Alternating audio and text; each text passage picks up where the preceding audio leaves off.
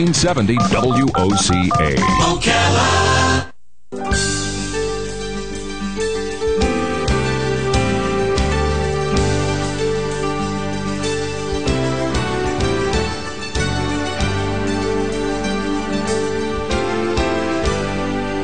All right, 5 minutes after 11 o'clock. We're talking a little bit about spring fever lately, and if you are feeling healthy and it looks this beautiful outside, well, 2 and 2 it's 4. You want to go outside and have fun, but what if you're not? What if you've got something going on? You say, oh man, I wish my foot wasn't hurting. I wish I didn't have a headache. I'd go outside and take advantage of this great weather. Dr. Riadh Fakhoury can help you with that. He is the host of this show. This is the Head to Toe Care Show, and your questions are a driving force of the show, so be sure to call in.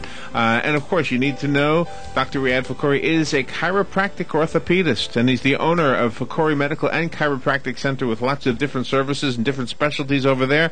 And right now, your calls are invited. The number is the WOCA Climate Control Source Hotline, 622-9622. And 352 if you're out of the area. So 352-622-WOCA. There you go. Good morning, Doctor. Hey, good morning, Larry. How are you? Good. It is a kind of a day that you just want to play hooky, right? It's a beautiful day. It's a beautiful day. But I think putting that commercial before me is very unfair. The American cookie, great cookie. I had chocolate chip cookies just going through my mind. I do, too. Every single time I hear that ad. I know.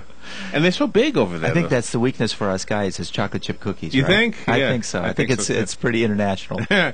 So do you feel do you wish you had like a retractable roof at your business or some way to kind of let the sun in? Well, if we could, we'd pull the tables out into the back and start treating patients outdoors. Right. It is beautiful. And sometimes the ladies, when the weather is nice, they open those doors up and they just let the breeze come straight through.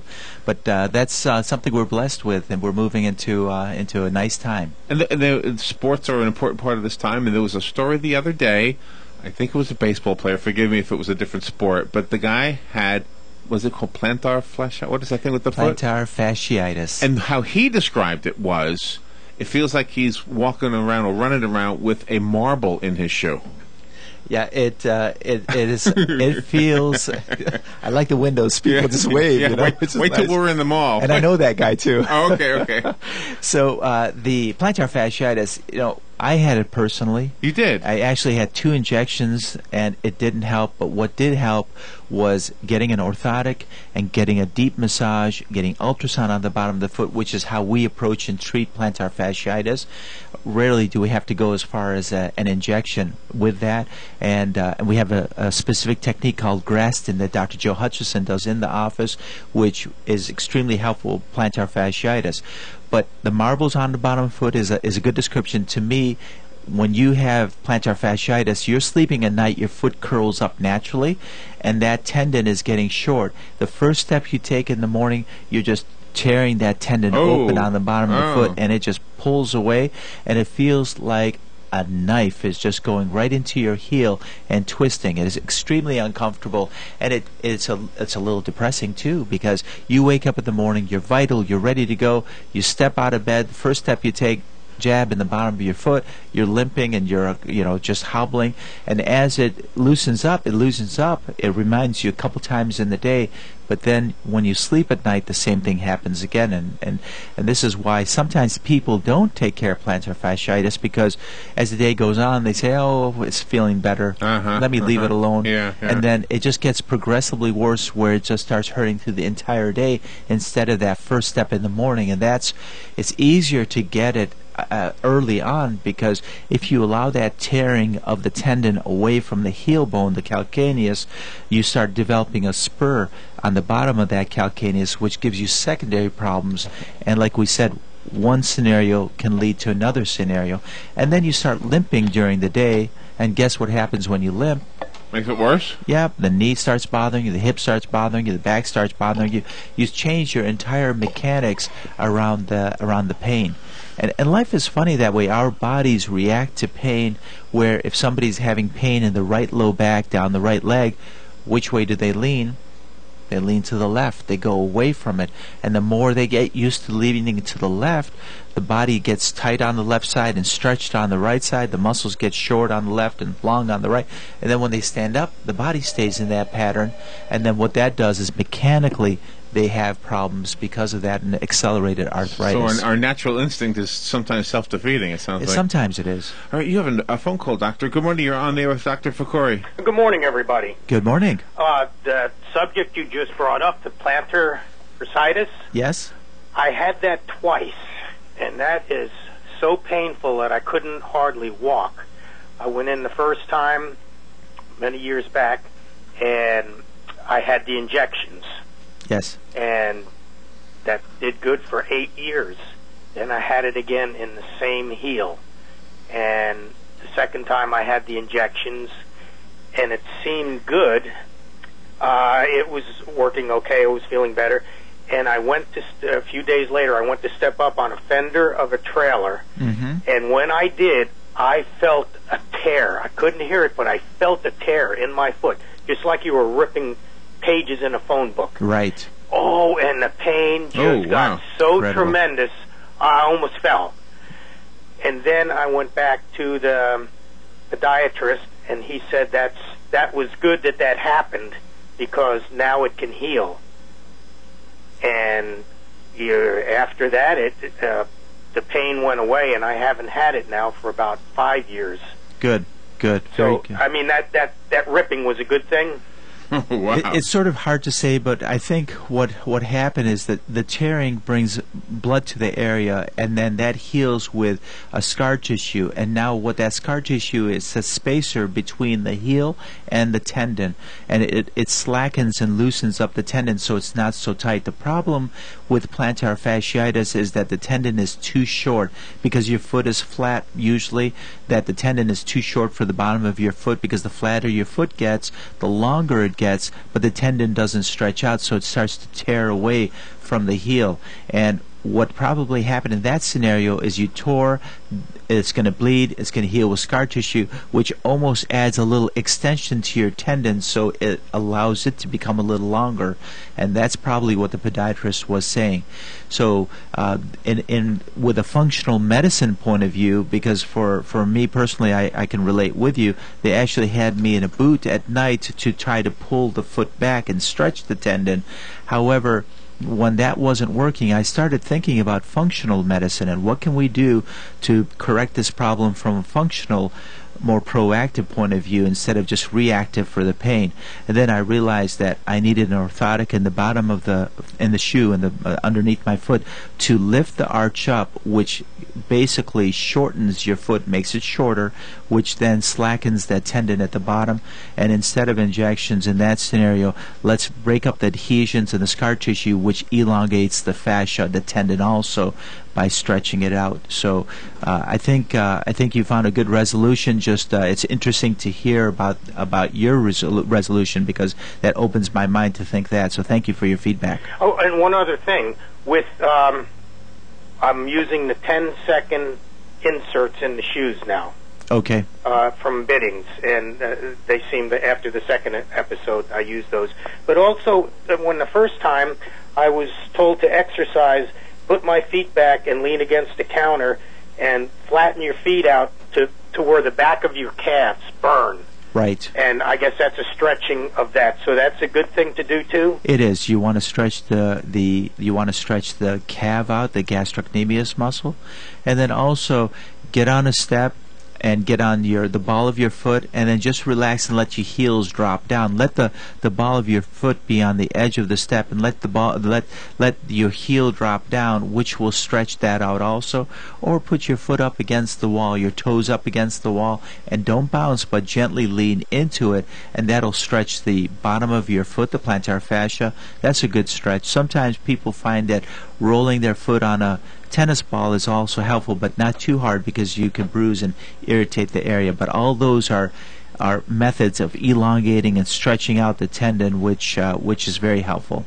Yes. Well, you just don't know how painful that is until you get that. It's true. It is awful. And it comes all of a sudden, usually. Well, yes. Absolutely. It's just one day it's not there, the next day it hits you, and you say, where in the world did this come from?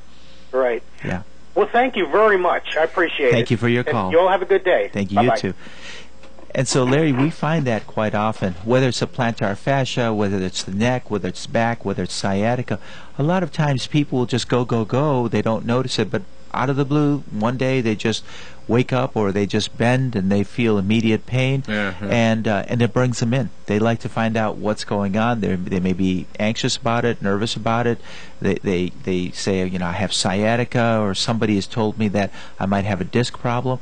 So we had a patient yesterday like that they had leg pain and they thought it was a disc, but we did a full evaluation. The disc was in great condition. None of the orthopedic neurological testing indicated that, so there was more of a mechanical problem. So we looked at them from the functional medical point of view, and that is basically looking at their body as a machine, finding where the areas need to start working better and other areas that are overworked, calm them down a little bit and get a balance in the body, and then the body recovers so well from there. It's an amazing thing, especially if it hurts as much as he described. Yeah. And the tearing sound, I mean, that's got to be frightening. And a lot of times the treatment is very simple and very effective, but it just needs to be addressed.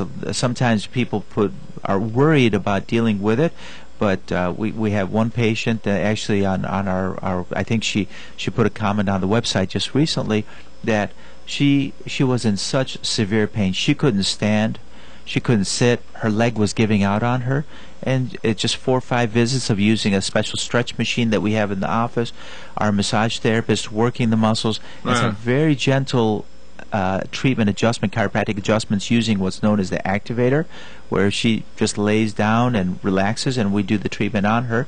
4 or 5 visits, she's about 90% better now. I wonder how many people are actually walking around with pain, and the closest people to them don't even know it. They keep it to themselves, you know.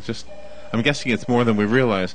Looks like you have another phone call. By the way, everybody's invited to call Dr. Fakhoury. The number is the WOCA Climate Control Source Hotline, 622-9622. And you can also send a text message on the video. If you go to WOCA.com, there's not a text message box on that video, but on that video you'll see the word Ustream. Click on that word, and it'll take you to the Ustream site, which hosts the video, and that's where you can send a text message if you would like. Good morning. You're on the air with Dr. Fakhoury. Yes, good morning. I cannot get you people on the radio anymore for a long time. You can't hear us? No, for a long time. I just cannot get you a station. I don't know what's going on. Since you people were doing something or moving or something like that. Oh, okay. I don't know what's going on. So we're glad to have you today. Yeah, thank you. You're welcome. I want to ask the doctor. I have my neck swells, and it's very, very, very painful. Yes. With swelling of the neck, there's so many different things that could cause it. One of the most common is inflammation of the muscle, which we call myositis. Myo is muscle, itis is inflammation, and the muscle will swell and get larger in size. And when that happens, it's tender to touch. So that is one of the most common causes of swelling of the neck. There are, after that, many other causes. Sometimes if you have a cold or your body is fighting an infection, then you have lymph nodes and glands under the muscles. They swell up, and they cause the swelling of the neck, and they're tender to touch also. It's not the muscle, but it's the glands below them. So those are 2 reasons and why you may have that swelling in the neck. And there are other problems also that can be medically more indicative of the swelling, but have to be addressed.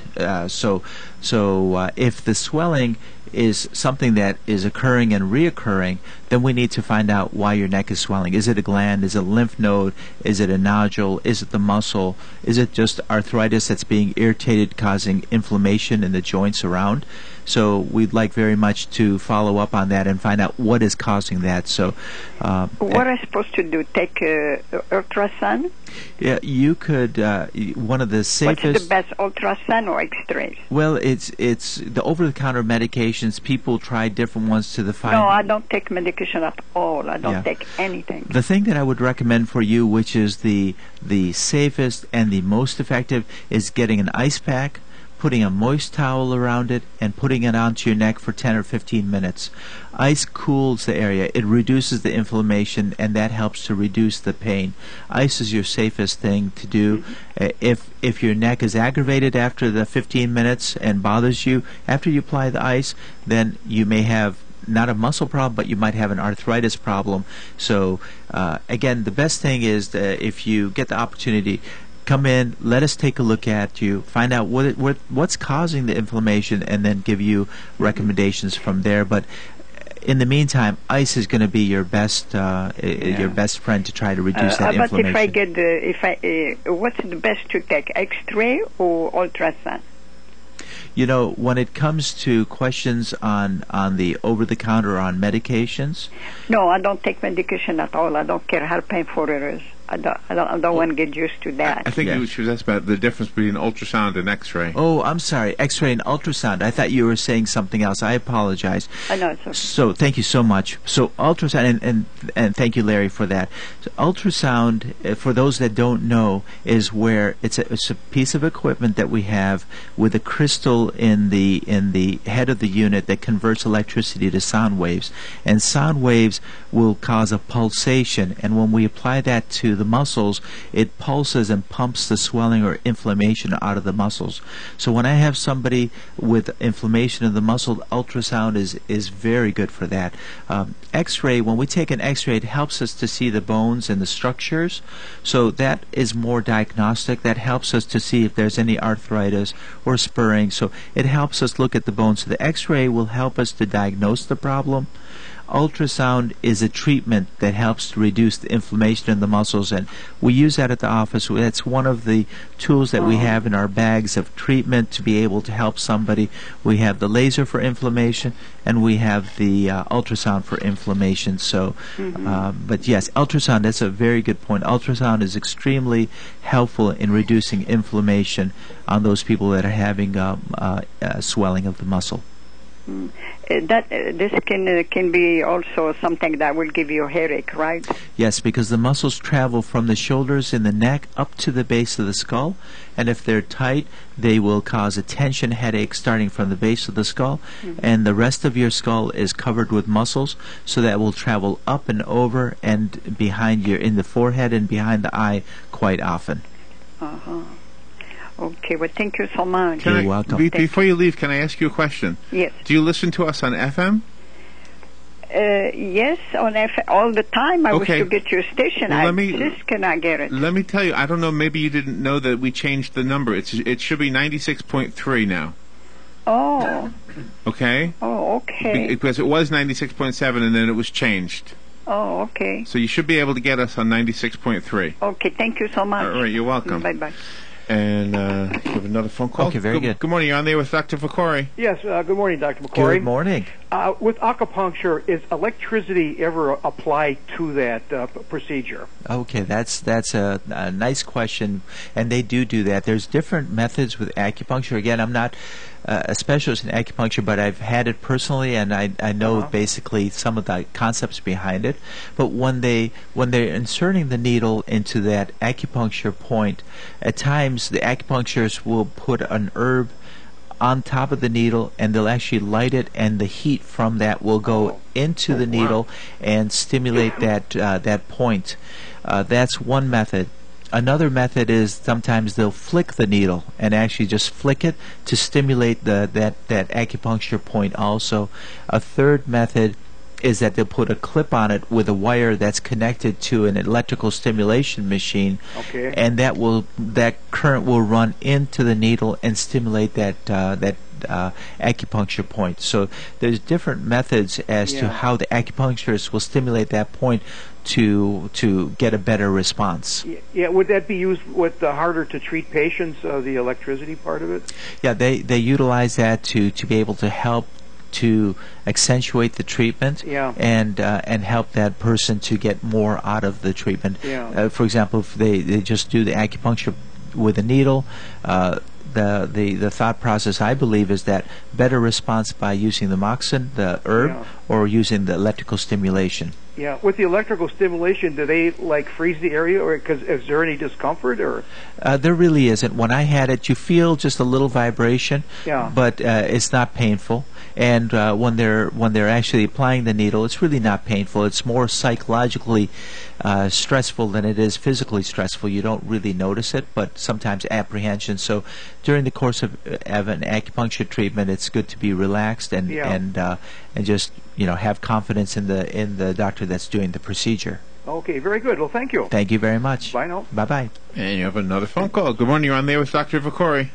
Good morning, Larry. Good morning. Good morning, Dr. Fakhoury. This is June. How Hi, are you good both? morning, June. Good. Very well. How are you, dear? I'm doing pretty well, and Good. I have a question for you. Yes, ma'am. I am coming in for an adjustment, but today I have an appointment with a physician to decline the shoulder surgery that they want to do. I don't want to have that done. Okay. And they gave me a gel, and it's called Voltaren gel or diclofenac. Yes. It's a topical rub-on gel. Yes.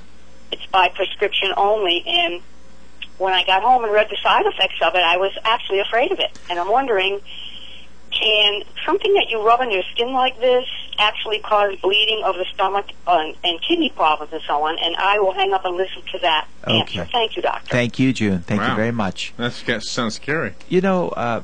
June is really sharp in reading the contraindications or the potential problems that will happen when you take a medication. That Voltaren cream is where they're taking the Voltaren drug and inserting it with some solvents, so that way when you put it on your skin, it's called transdermal treatment, which means it crosses the skin and gets into your body.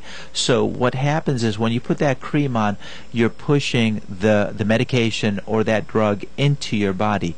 So if you take a Voltaren pill or if you're taking a Voltaren cream, you're going to have the same warnings on that list because you're putting that medication into your body, either orally through your mouth or transdermally through the skin. And that's why that the list of you may have bleeding, you may have this, you may have that, those are the same warnings that you would have if you're taking the drug through the mouth. So yes, you are putting that medication into your body, and there's always a risk with taking that medication. So it's good that, June, that you're reading that list and giving your personal consent if you take it, knowing that there may be a side effect. Rare, probably very rare to have those side effects, but they've noticed that in some people that has been a complication. Yeah, it is a good idea to read that stuff. And I guess we have laws now that make it mandatory that they publish that stuff, too, so that's good. Right, just like the ingredients on food. That way, if somebody's sensitive to something, they know it's there and they have that information. Yeah. But you're right in that it's good these days to be able to read, because so many times, the pharmacist may be busy, they may overlook something, they have several things going on at one time. They may not catch it. The physician may not catch it because you may have 2-3 physicians and one may be ordering something and the communication is not there. So in the end, the responsibility falls on us. If we're taking something, it's important that we're doing our homework and research, because the information's out there now. Read one and read the other, and you may find that there is a conflict between the medications that could be dangerous, and that's a good time to call your primary care provider or a specialist that prescribe that and just talk to the nurse or the physician and say, I'm noticing this and this, and let them explain it to you and make sure that you're comfortable with that.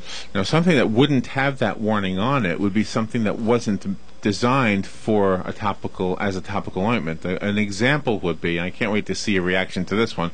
This morning we had a Reader's Digest article, and of the many things it said you could do with WD-40, it told us 51 things, and we read them all.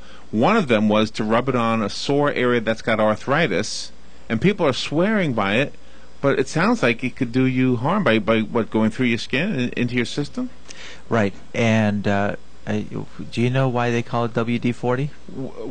It's the water displacement formula number 40. They tried it 40 times until they got the right one. That's true. So the WD-40, it works. It reduces the pain. And when people joke about, I'm going to spray it on my shoulder and put it on my shoulder, it helps my shoulder, it will. DMSO does the same thing also. There are solvents, and what a solvent does, it allows that item to go from outside inside, so it will move that product into your body. Ooh. Now think about what we just talked about, transdermal, moving things inside your body. What did you just move in your body? You moved an industrial product with waste, toxins, and heavy metals into your body. Hence, it does work. It is a solvent. It'll help reduce the pain, but it'll put stress on your liver, stress on your kidney, stress on your brain, stress on your nervous system, and it can have harmful effects because you can start building up toxic materials in your body and build up a toxic level of heavy metals in your body. Heavy metals settle into the fat of your body and they stay there. They don't go out of your body, they stay in the fat, and that's why it could come out later on and give you problems. I would imagine if you have enough of it, you become lethargic, right?